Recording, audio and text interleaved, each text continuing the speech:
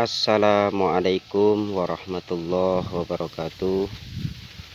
Masih di channel Tani Balap Indonesia. Pada kesempatan sore hari ini saya akan melakukan sidak yang keempat ya sahabat tani ya, sebelum dilakukan pemupukan yang terakhir sahabat tani. Jadi perlu diperhatikan dalam penanaman padi itu ada hal-hal yang perlu diperhatikan sahabat tani. Itu salah satunya itu mengamati selalu, entah itu kalau katalah kita pemilik sawahnya terlalu sibuk, itu minimal harus disempatkan seminggu 3 kali lah mengontrol bagaimana kondisi tanaman padi kita, karena siapa telaten akan panen sahabat tani ya. Jadi ini kebetulan saya sidak yang ke berapa ya, kalau keempat lebih ya.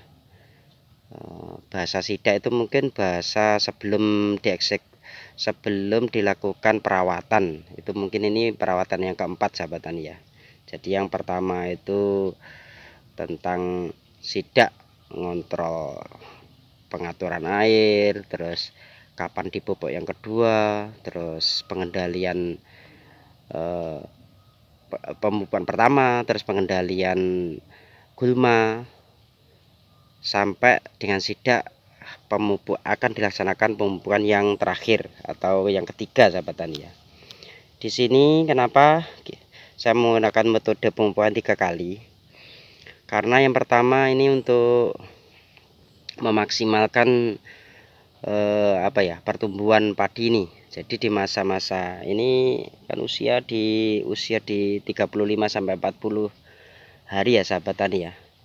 Nah, ini sudah bagus sahabat tani. Ya. Sudah bagus seperti ini. Ya. Nah, ini hamparan sawah saya sahabat tani ya. Nah, ini bagus ya. Itu yang perlu diperhatikan waktu sidak dilakukan pemupukan yang ketiga atau yang terakhir, itu diperhatikan ini. Nah, jadi seperti ini salah satu penyakit hama ulat ini ya sahabat tani ya. Ini nanti di usia 35 itu seolah-olah bagi petani padi itu diwajibkan ya sahabat tani ya. Walaupun ini dilihat sekilas nggak ada nggak ada binatangnya, tapi sebenarnya ada ini sahabat tani ya. Mungkin sembunyi sahabat tani ya. Nah, jadi ya harus dilakukan pengobatan atau pengendalian dengan insektisida. Untuk jenis insektisidanya bebas sahabat tani ya. Ada yang mulai dari termurah itu pakai Arivo atau Sumo atau apa. Itu mungkin di daerah sahabat tani punya jenis-jenis obat sendiri. Itu kalau seperti ini itu obatnya mayar ya sahabat tani ya. Jadi karena ini nanti kalau sudah bertelur, terus dia nanti masuk di dalam padi ini sahabat tani ya. Kalau sudah masuk di saya ini kebetulan masih jarang ya, ini masih beberapa, ini saya temui masih satu sahabat tani ya yang kena ini. Jadi harus segera diambil tindakan untuk perawatan pengendalian insektisida jenis seperti ini. Ini kalau dibiarkan, kalau kita tidak semprot, itu telur ini akan masuk ke dalam sana. Terus nanti waktu jebol itu bisa menyebabkan bahasanya itu jebol putih itu loh sahabat tani. Jadi dia tanaman ini bisa jebol, tapi nanti di pertengahan waktu akan proses istilahnya penuaannya itu tahu-taunya putih sahabat tani ya. Itu harus dikendalikan. Insya Allah nanti besok ini saya semprot sahabat tani ya dengan insektisida.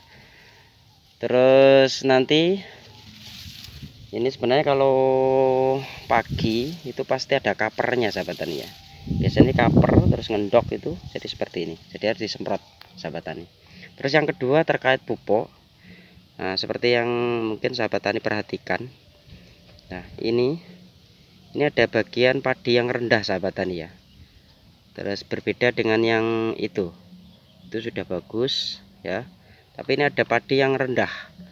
Jadi dia lebih rendah daripada yang lain. Nah, ini juga waktu pemupukan terakhir itu diberi yang mengandung zat nitrogennya. Ada zat nitrogennya ya sahabat tani ya. Bisa Ponska atau tapi jangan urea sahabat tani ya. Ponska atau ZA. Itu untuk biar nanti waktu ini waktunya mapak itu tanamannya itu bisa sejajar ya, rata gitu ya.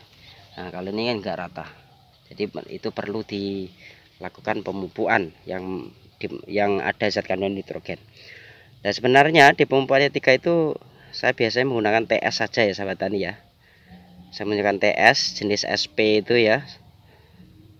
Jenis SP SP36 atau Mutiara Padi biasanya saya gunakan itu, tergantung nanti di lapangan itu adanya pupuknya apa. Karena sekarang sulit sahabat tani ya mencari pupuk itu, bahasanya orang-orang petani itu penak golek emas. Lucu juga sahabat tani ya. Jadi golek pupuk itu penak golek emas. Jadi mungkin ini jadi perhatian pemerintah khususnya di sektor pertanian. Mohon perhatikan kami ya, mempermudah akses petani untuk mendapatkan pupuk. Khususnya syukur-syukur ada subsidi, itu bagus untuk petani. Mungkin itu